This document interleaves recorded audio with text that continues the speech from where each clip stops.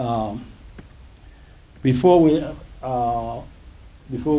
start, is something I need to show you that was asked of me shortly before, and I should have had it part of, because the first word I have up here is a weak verb, and we had mentioned a weak verb maybe this morning on the lifeline, and so we want. Is it still working, or did I? I must have done something to turn it off. Let's see. Oops.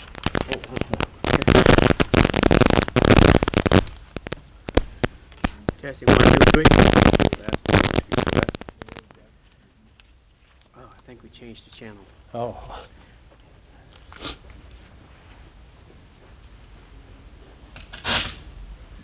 So, you still can hear me. We're talking about how words are developed, and they are all developed with except a few words that we call particles. The words are developed from root words. The root words are either triliteral or quadriliteral. Most of them are triliteral. When we say triliteral, all we mean is 3 letters. Triliteral, 3 letters. Quadriliteral, 4 letters. All right. So what we want to show you is what happens with the word as they're extended. But the first thing I want to do quickly, and as quickly as possible, and that is to show you what happens with weak verbs. When we say weak verb, I'm going to demonstrate one that shows you every example. We have a weak verb on the board here, but I don't know words that's going to show you every example from this word. But we have you're familiar with the word kul, right? Kul, this word here. Matter of fact, we have. Most people think we have 4 kul soldiers. We actually have 5. All right. Kul, Allahu ahad. We actually have 5, but that 5th one is pretty long. I think it's 72. So the 72, I think it is. It begins with kul also. So this word here is a word that you know, right? It comes from a weak verb. The verb that it comes from, and I want to show you why it's called weak. The word that word comes from is kawala. Kawala. In other words, the weak part of it is right here, the wa. Kawala. So this is the weak letter. Reason why it's called weak is because it can change, or it can even disappear. Change and weak. That's the weak letter. Your vowel letters are considered weak letters in your root words. Okay. Some words have not all. Most of your words are not weak. But I'm spending this time. Most of your root words are not weak, but I'm spending this time on it because that can be the trickiest, and they are not missing. So you're going to run into them, just like the first word we have today is a weak verb, it doesn't. I don't know all of the demonstrations I want to show you with this one. All right. So here. From this word, now I'm going to erase this kul now, but I'll put it back up here. It will be back up here. So that word, kawala, all right? So from kawala, we can change that wow to kawala. You familiar with that word, kawala? He said, kawala, all right? What happened? The weak letter changed from wow to a, kawala. And then from that we can get also the word kila.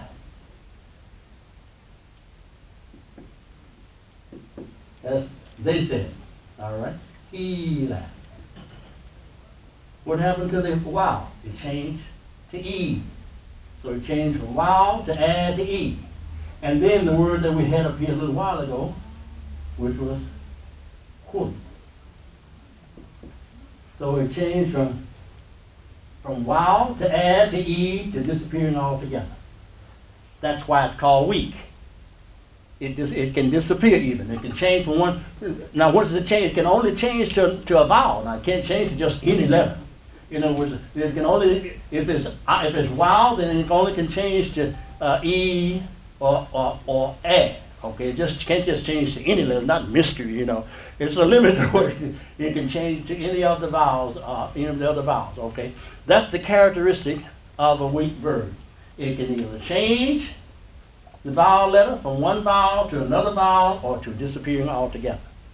And you have to, when you see a word that you don't see what you think could be the root letters, then more than likely it's a weak verb.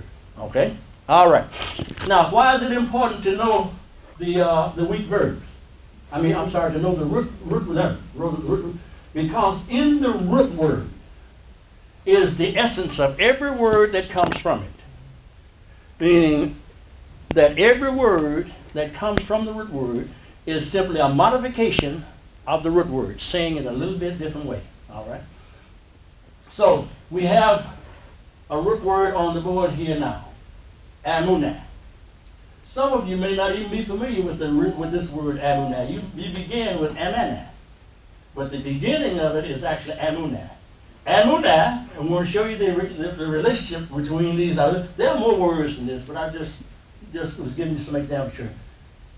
We don't have any What's wrong? Oh, when I come over there, then it starts acting. Okay. All right. Thank you. So this is a weak verb here. What's the weak letter? What's the weak letter in this word? Who can tell me what the weak letter is in this word? A, the very first letter. A. That's the weak letter. So it can disappear. It disappears here. It's A here. It's E here. Here, you don't see it at all. It's actually, because it's actually sukoon and then a hamza on it. A hamza and then a sukoon on the hamza. Okay, so let's talk about the meaning now. This is where we're going now for meaning, to try to show you how all of these words are kin.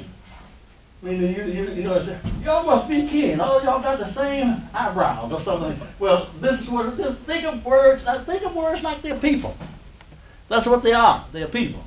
Brother said to me a few minutes ago, he said, Arabic words have meaning in the words, and then English words have meaning in the people.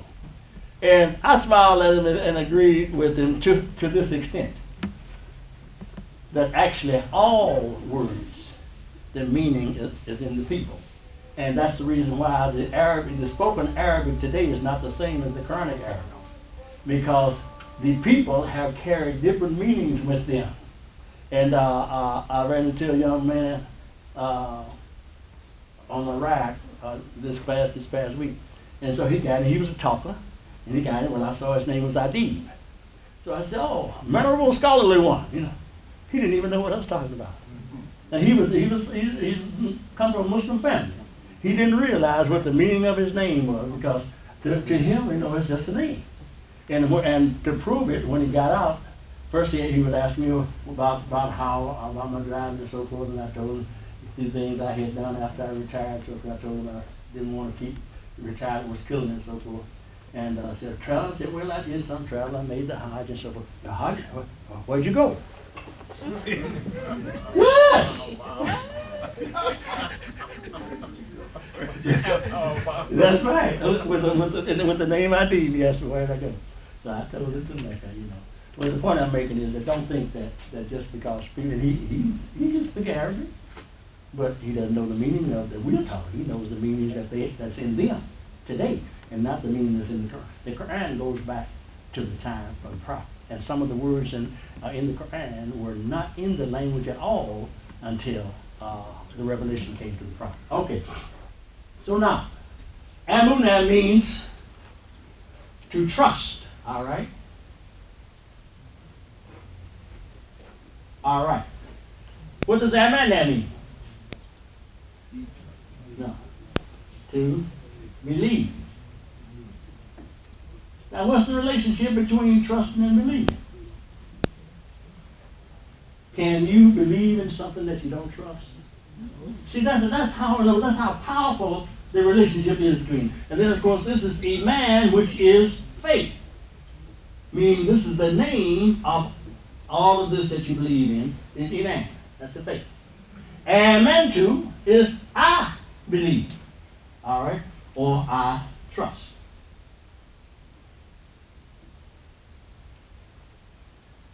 And Inu is we. In other words, that's the plural of I. I believe it. First person, when we say plural, I mean this is first person singular, this is first person plural. We believe. All right. Amen. All right, go on, talk. Because all of y'all know that word, right? You say it every time you say the Al-Fatiha. But do you know what you say? If somebody recites the Al-Fatiha, they recite the Al-Fatiha, well, that's Darlene. And then, even though your word may not be recited along with it, everybody says what? Amen. Which means what? Thank you. I trust that. That's what it means. We trust it. I trust it. Or we just, in other words, it's trusted. That's really, this is, you have just said something that is trusted. And so what we're saying is, we trust that. That's what is trusted. All right? Mu'minun, where's the at? You don't see it at all. It was here. But because the prefix has U on it, then the scholarly thing to do, or the correct grammatical thing to do, is to change the seat, because you're going to sukoon it. You put the prefix on it. And when we add a prefix to a word, that means we're putting something before the very first letter of the root word. So the first letter of the root word is here, but it's changed from a to wa for a seat. And then it's sukoon, so there's no vowel on it. So we get mu'min. This mu'min here is the same mu that's in Muslim, which is on the next page. We want to run to that right quick. All right, in a minute. I mean, this is a person who's doing what? When we start out with up here. He's trusting. That's a Muslim. When we say he's a believer, that's a believer. He's trusting, all right? And then, of course, ma, that's, who knows what that is, since I just told you what mu is. What's ma? Ma, minun, ma, minun. Who said it? Somebody said it. I think it must be Brother Charles. I see the back of his head back there. Was that you, Brother Charles? Yes. The place. The place, you know, is a place that is trustworthy. It's a place. This is a person that is trusting. This is a place that is trustworthy. Just like masjid. So I'm going over these things like this so that in time you begin to see they reappear. So ma, mi, and mu are going to reappear. The two on the end is going to reappear. The ta is going to, well, it's going to be, when it's two, then it's first person singular. But it doesn't have to be two. It can be ta. And if it's ta, then it's second person. Meaning you. It's referring to you, all right? If it's two man, it's two of you. If it's tune, it's plural. Okay? Okay. Like I said, well, okay, on this side. Amen too. Did I have that up here? Amen too? Yeah. Amen too. Yeah, together. Okay. All right.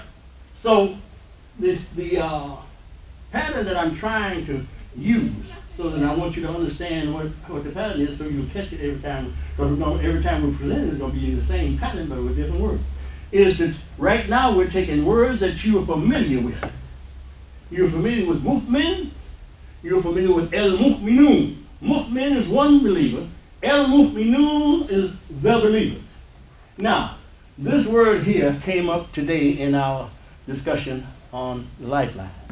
El-mu'minun. Second chapter, the 285th verse. Mistranslated. And we have gone along, most people have gone along very comfortable, taking the mistranslation. It is a, what was the term we used? It is a male chauvinistic translation. The 285th verse of the second surah. آمنوا بما أنزل إليه من ربه والمؤمنون كل آمن بالله وملائكته وكتبه ورسله لا نفرق بين أحد من رسله وقالوا سمعنا وأطعنا غفرانك ربنا وإليك المصير. That's the whole verse. The first part I'm talking about is right in the first where it says آمنوا بالله آمنوا برسوله بما أنزل إليه من the messenger. He translates it as apostle, but Yusuf Ali does. But Rasul is messenger. The messenger believes in what has been revealed to him from his Lord. And then it says, and so do the al-mu'minun. He translates that, and so do the men of faith. What happened to the women of faith? It's believers, and so do the believers. And so this word is and last Sunday I couldn't think of it. I couldn't get it together in my head, so I told the believers on the Lifeline today that I recognize that in this way. When I can't remember something and I know that it's been in my head, it's still there. And that's just a message from Allah letting me know, hey, Agin, you don't run nothing. You don't run nothing. Yes, sir. Why would you not write the lamb in Albert? I did. Oh, I left it out. Wait, I wrote it up there twice and still missed it. Okay. And I did, and thought I had done it. I thought I did. Let's see, I think I can squeeze it in like this. Thank you, brother. Thank you. Now, and also that means it will be corrected on the. Thank you. And if you see something wrong, don't sit there and act like you don't see it. Tell me, because I didn't intend to do that. All right, the N, and then the connected to the meaning. El Mu'minun. All right. Thank you. Thank you, brother Daniel. Yeah. El Mu'minun, the believers. All right. And I did it. That's the reason why I did it. Why I erased it and still put it back up there wrong. I erased it because why did I erase it? Because I wanted to make reference to what we just talked about, the ayat that it's in. So I just had Mu'minun up there first, and then I put the ayat there and forgot to put the lamb. Okay. So thank you for that correction. Okay. So now I want to go. Any questions on these words that we've talked about here? This is just. And I'm not really worried about, I have had times in the past where people, why don't you just give us 5 new words every time we see? And then you learn them by rote. And so all you can do is say them. No, if you learn one word, you're supposed to be able to recognize the kinship of at least 60 words. Possibility of 60 words, because that's what the chart, when you have the conjugation chart, there's a possibility of 6. Not every word has all 60, but it's a possibility to have at least 59 more words from that one word. Okay. So when you learn how the derivations come about, then you learn what you're adding. I'm gonna put this up here, and then we're gonna go to the other board, other side. I got something on the other side. These are the letters of extension. They are the only letters of extension. What do we mean by extension? Meaning that you put them on a word. We have the word, the letters, this lamb.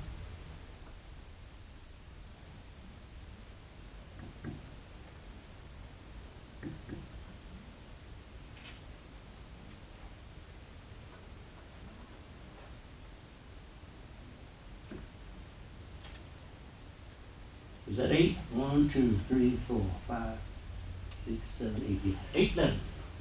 Those are the only letters that are used to extend a word.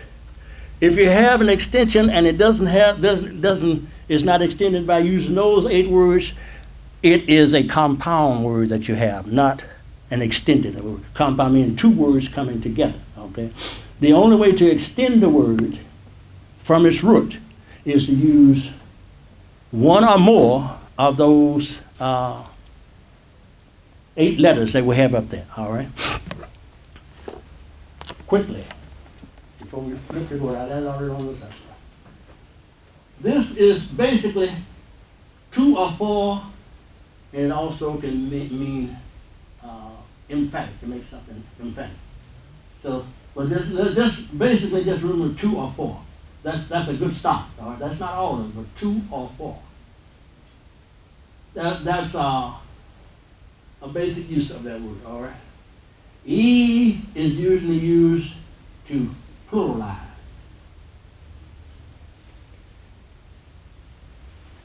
Ta is used either for first person or second person. If it's 2, then it's first person. If it's, and everybody know what I mean by first person, second person? Everything, all speaking, all conversation has a possibility of 3 persons in it. We're not talking about the body of a person. We're talking either the speaker. If you're referring to the speaker, then that's first person. If you're referring to the person that is being spoken to, that's second person. And if you're referring to someone you're talking about them, little gossip going on, then that's third person, all right? First person, every conversation can be classified like that. You look and you find the nouns and the pronouns. Now the nouns, you don't have any specific way of knowing, but the pronouns have specific identity as to whether or not it's first. In other words, he has only one identity. That is third person singular, all right? She, third person singular masculine. Got third person singular masculine. I mean, the only time you use he is when you're talking about a man or a male, all right? Talking about me. The only time you use she is if you're talking about a female. The only time you use you is when you're talking about male or female, right? As a matter of fact, we have you in English is so that you can use male, female, singular, plural, dual, whatever. In Arabic, it's a difference. You know, we have different letters for you male and you female, and then you have for dual and plural. Okay. All right. See. All right. See. This indicates that the action is not complete, meaning that it either is going on now or it is to go on. Not complete. We call that imperfect. That's what they call it. I'm letting you know what I mean by imperfect. It doesn't mean that it's just right. It means that if it's imperfect, it's not complete. If it's perfect, it's complete. May not be, when it's complete, doesn't mean that it's right, but it's finished. That's what they actually mean. So the scene is used to indicate that whatever this action is that we add this to, that it's not finished yet. It either is happening now, or it is going to happen, or a combination of happening and still going to happen. The mean is person, what person, place, or thing. P, person, place, person, place, or thing. In other words, if it's MU is person, MA is place, and ME. I'm saying I'm using English letters. I don't like to do that. All right, it's a thing. Okay, that's basically what the mean is. Thing. All right. So this is what when you see these letters and you're able to see that because they're not letters that are only used to extend the word. So I'm not saying that every time you see one is an extension, one of these is no, that's not what I'm saying. You're still going to have to look, and we're going to be showing you how to identify what the root letters are. Because these letters can be root letters in themselves. But only these letters can be extension. All right? They can be root letters or extension. All right? And then, of course, the noon is used in combination. This part over here, this is dealing with pluralization. It can also be used as first person plural. First person, well, it's still plural. It's pluralization. A pluralization. All right. All of this is not going to stick at one time, but you have to keep going over it until finally it's sticking. Hopefully some of it stick today. A little bit stick today, a little bit stick the next time, then eventually you have enough to go with. Okay. So that's what the letters of extension do. Now we're going to show you one more word that you're already familiar with, and we have some of these extension letters, more extension letters in here. All right. Can I get one quick question? Yes, sir. On the plural, now you have a rootless pluralization, and then you have a yak or a type of plural too, and I'm a little. No, you have plural verbs and plural nouns. That's what I think that's what you're trying. Plural verbs and plural nouns. But the that perversity, and this letter over here, when it's at the end of a word, I don't know why. But I do know as soon as I see it, I know it's a plural verb. It'll be used after and then it'll be there by itself. It's also used after tanween, meaning that you have this, and then you have this after. All right. Why? I don't know. Every tanween is after every tanween unless the tanween is on tan marbuta. This letter here. If it's this, then you don't put the aleph. Everywhere else that you have tanween, fatatain, you put the aleph after, but not with this letter. All right. All right. Any other questions before I flip this? All right.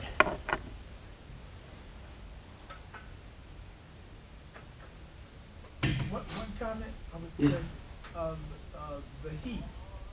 The only time the he does not refer to the male is when you're using he to refer to Allah. Then it's not. Well, wait a minute now. You talking about he in Arabic or he in English? He in Arabic. No, I was talking about he in English when I used that. Oh, I said no. I was in agreement with you on that. Yeah. No, when I was referring to the pronoun he, I was because as soon as you said it, I knew where you were going to. Would you have the sounds he in Arabic? I was referring to the English because you don't have a she in when you have the sound she, but it's not used as a pronoun. So I was talking about the English pronouns when I use he. Okay. All right. Okay, we straight on that now? We're straight already. Okay. We were already straight. All right. I was with you already, brother. All right. Okay. So now, the green letters, when I put these green letters up here, this means that these are words that you already have in your vocabulary. And you sport them around like you really know what you're doing. Yeah. The first one is Muslim, Muslimun, Muslim. And then El-Islam. And then what's this one down here?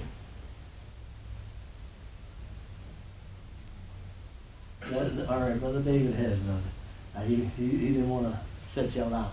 Assalamu alaikum. Assalamu alaikum. That's our greeting. So now, before I even go any further, do you see why I'm using this approach? These are words that you already know. Now, I want to say this in relationship to something else. You know, this past week, Allah blessed me with 3 little phrases. Religious ritual, religious readiness, and religious reading. And most Muslims are only dealing with religious rituals. And what do you think religious readiness is? I said, because I used to say religious rituals and I said religious readiness. Where do you think that comes from? Allah put it in my head first and then explained it to me later. Who? Basic makeup of all. Yes, it is. But what is it? Yes, it is. It is the basic. If you don't have some element of readiness, you're not even existing. But most people don't use it, and that's the reason why we're talking about it. What is the readiness?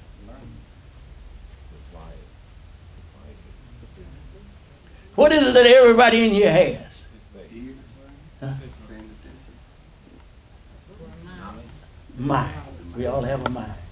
And the definition of a mind, of the word for mind in Arabic is thinking.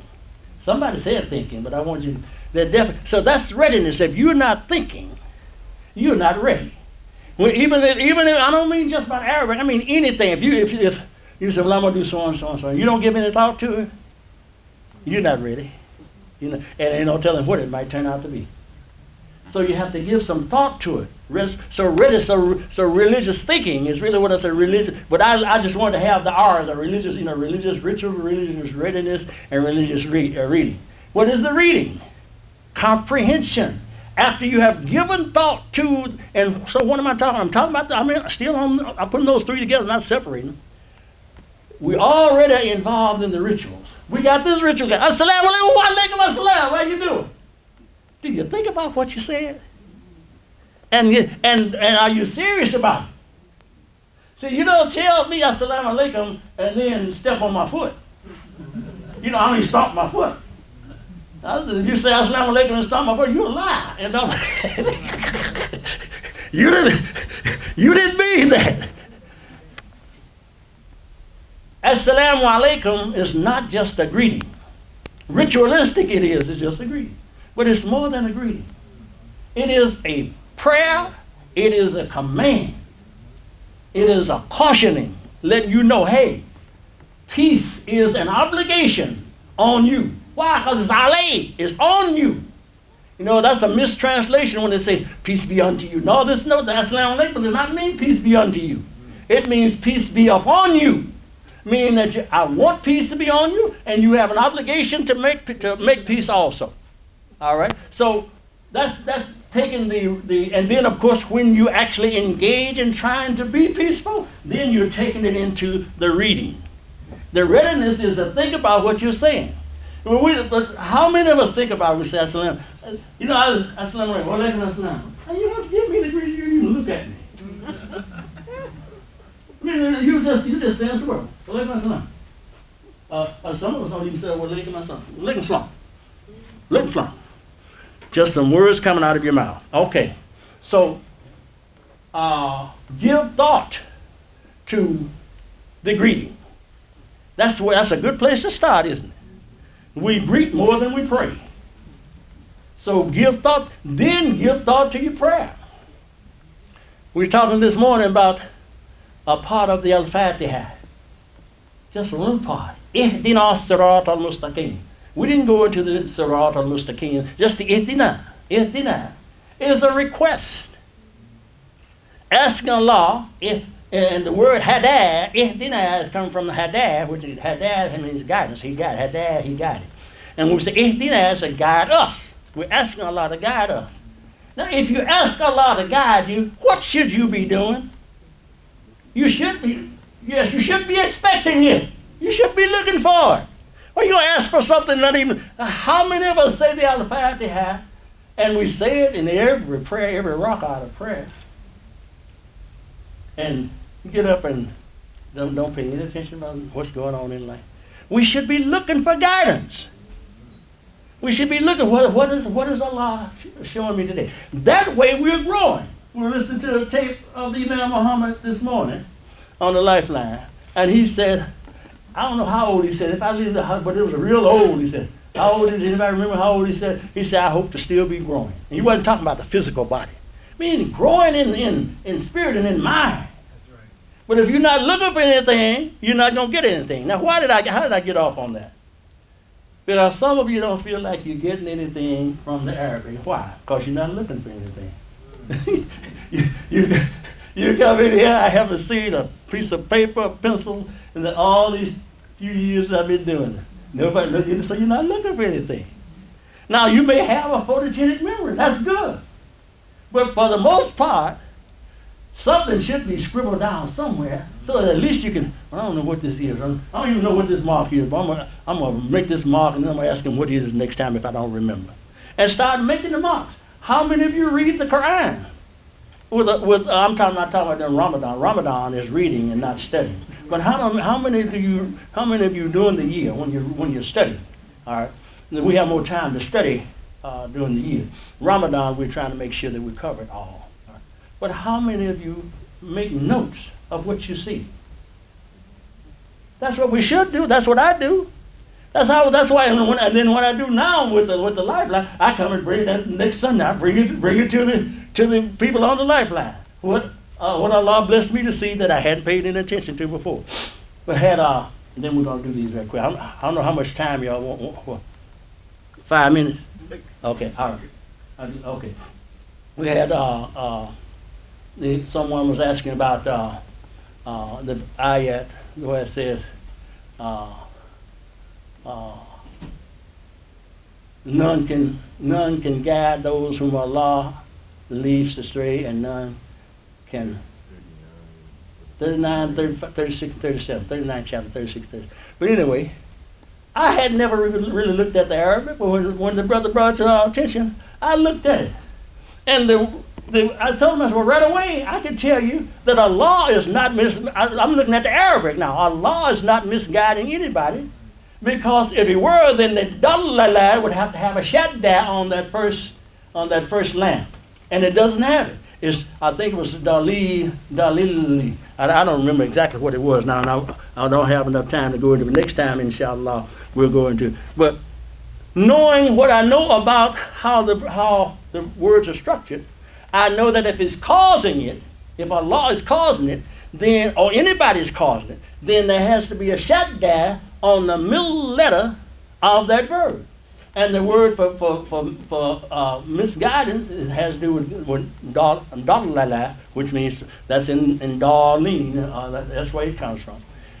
So you have to have a shadda on the middle letter in order for it to be causative. That's form 2 of the verb. So Right away, I didn't know. So actually, we finally understood that, and saw in this case, Yusuf Ali had the better translation there. He said, leads, not lead, because the idea came up because of someone saying Allah leads astray, and he was saying, I just can't see how Allah would lead anybody. He does not. But he will leave you to stray. Leave. Why? If you are determined to stray. He's not going to make you do anything. All right? Okay. So let's see. Well, I guess my time is up. So with this, I thought I might have enough time since Brother. Okay. Oh, okay. All right. Well, let's go over these right quick. So this word here, these words that I have up here: Muslim, Islam, Assalamu alaikum wa alaikum another, but Muslim, Islam, and Assalam, all coming from this word right here, Salimah. Salimah. And Salimah, while some dictionaries will tell you that it means to seek peace, or he was peaceful, literally it means to escape from danger. That's literally. Now, you say, well, how come no different means is different? It's not really different, it's just clearer.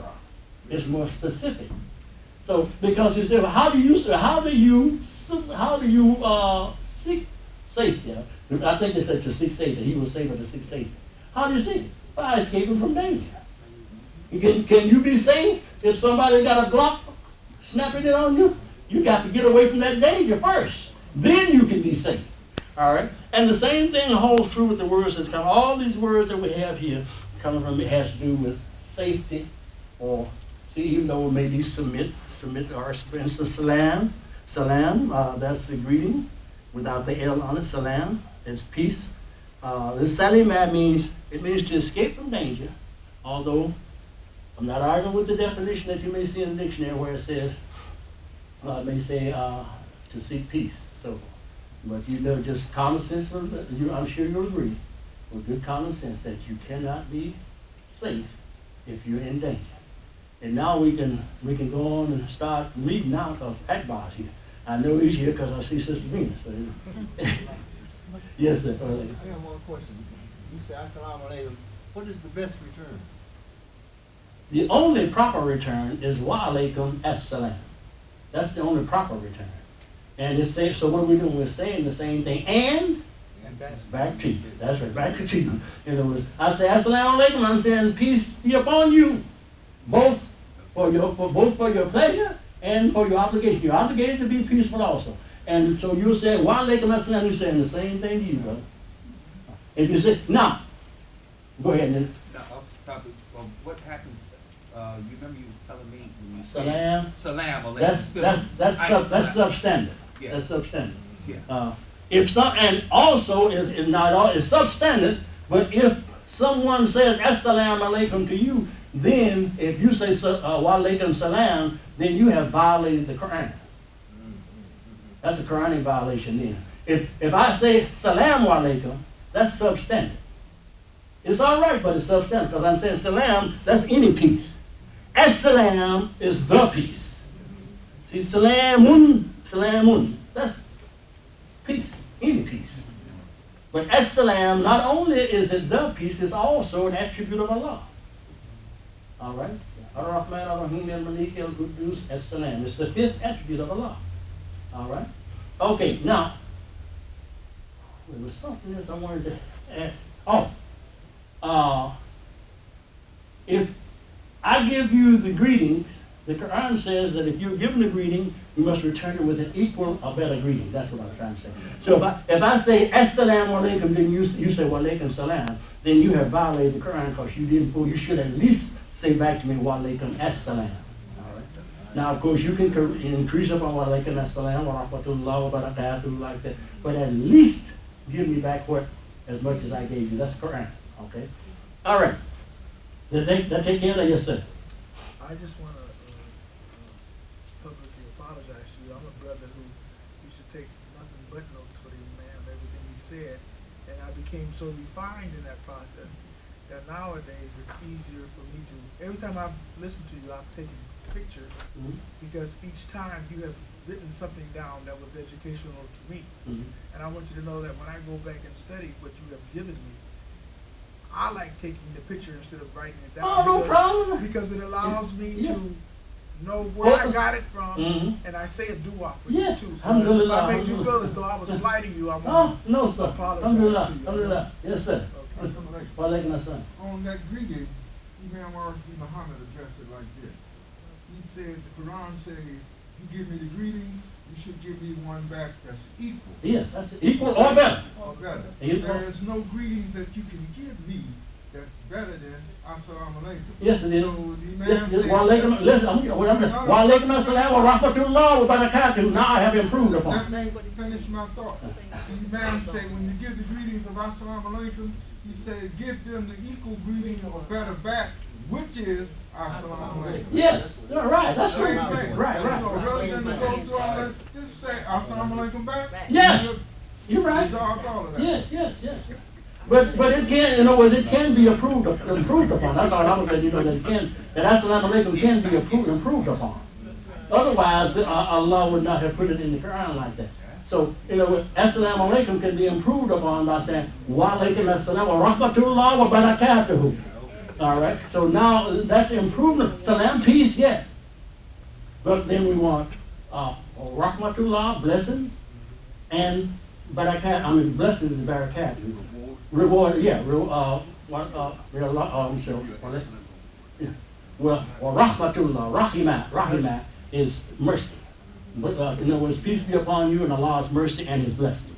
That's what when I say wa rahmatullah wa barakatuhu, that says peace be upon you and His mercy and His blessings. Okay, all right, okay, all right. Well, I wanted to show you now.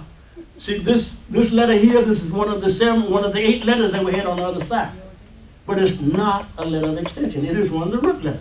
This is one of the letters. This is all 3 of these letters here in this root word are letters of extension when in certain places, when they're added in front of or in between the root letters of another word. But this is a root word in itself. So I'm saying that to let you know I don't want anyone to think that every time you see those 8 letters that I showed you on the other side, that they are letters of extension. Only when they are applied to a root word in certain positions, either before the root letter, first root letter, or in between the second and third, or first and second, in between second and third, or at the end. That's when they, and this just so happened that all 3 of these letters here are in that list. All right. Okay.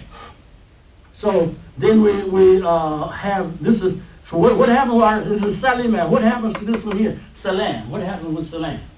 I just want you to, in other words, it's extended. How is it extended? Just specific. It's not Salimah, is it?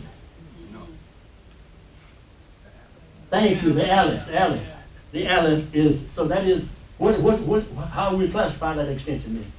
Is it a prefix, infix, or suffix?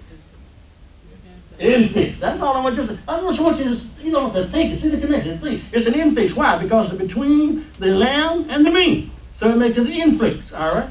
Here, we don't have any extension, but we do have a sukoon on the middle letter, okay? Here we have extension. All right? Somebody said, come on. How many? 2. Yeah, 3. 1, 2, 3. All right? And then your root letters. 1, in, and then the sin, and then the ta. 3 prefixes. All right? So you can have more than one letter, more than one prefix, more than one suffix, and you can also have an infix and, an infix both between the first and second letter and the second and third letter. Okay? So it would be more than one infix. But you won't have more than one infix between the first and second. There will only be one infix between the first and second, and then you can have another one between the second and third. Okay? But not more than one between each letter. Okay? So we have infix here, and then that's all we have to this one. We have, and here, so here's the root letter. See, now this is not a weak verb here. So these 3 letters are going to appear in every word that comes from it. All right? And here it is, we were talking about here, it is here, in every, but also we have the root letter, and then we have the prefix. The same as the scene here and the scene here. This one is the prefix, this one is the root letter. Okay? So